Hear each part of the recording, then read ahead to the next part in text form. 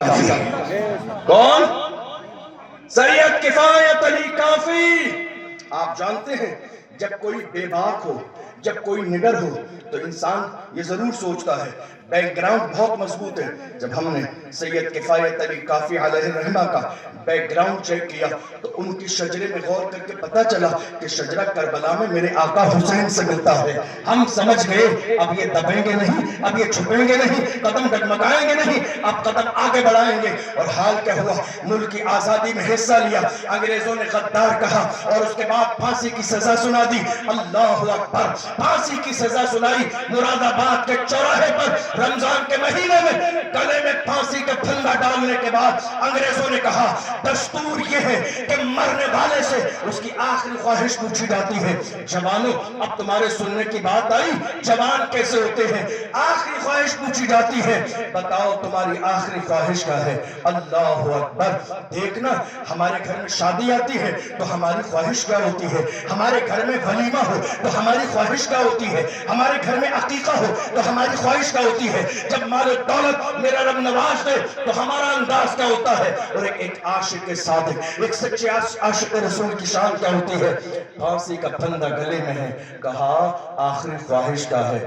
آخری خواہش کیا ہے؟ تو کہتے ہیں آخری خواہش یہ ہے میں حضور کی نعت لکھنا چاہتا ہوں۔ آخری خواہش کیا ہے؟ حضور کی نعت لکھنا چاہتا ہوں۔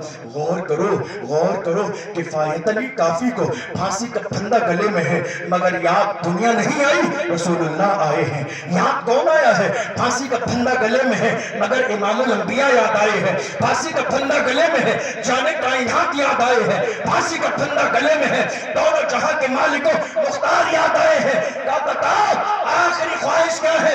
پھانسی کا پھندا گلے میں ہے۔ دنیا کی آنکھوں میں آنکھیں ڈال کر کفایت علی کافی نے للکار کے کہا تھا کوئی گل باقی رہے گا یہ چمن رہ جائے گا پر رسول اللہ کا دین حسن رہ جائے گا۔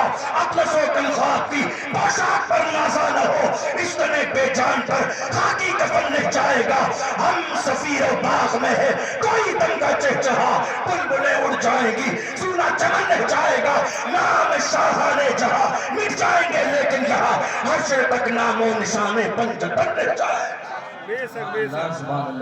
عاشق ایسے ہوتے ہیں، جوان ایسے ہوتے ہیں، نام محمد پر مرنے مٹنے والے ایسے ہوتے ہیں۔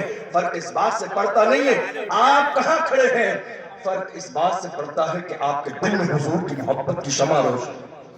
ہمارے ہاتھ سلامت تھے، ہمارے پیر سلامت تھے، ہماری زبان سلامت تھی، ہم خاموشی سے حضور کی شان میں گستاخی کرنے والے گستاخی کرتے رہے، ہم دور سے تماشائی بنے دیکھتے رہے، ہاتھ پیر سلامت تھے۔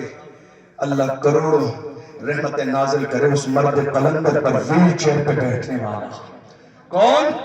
ویل چیئر پہ بیٹھنے والا وہ مرد قلندر، اس نے فیض آباد کے دھرنے میں دسمبر کی سردی میں بابا کے دہل کہا تھا انہیں جانا انہیں مانا نہ رکھا غیر سے کام، للہ الحمد میں دنیا سے مسلمان گیا۔ عاشق بنو تو صحیح۔ اور آپ کو ایک بات اور مزے کی بتاؤں، بہت لذت آئے گی آپ کو انشاءاللہ۔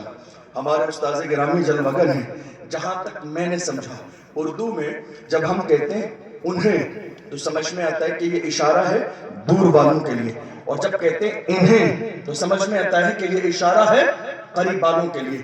جب ابتدا کی اس مرد قلندر نے دنیا جسے علامہ خادم حسین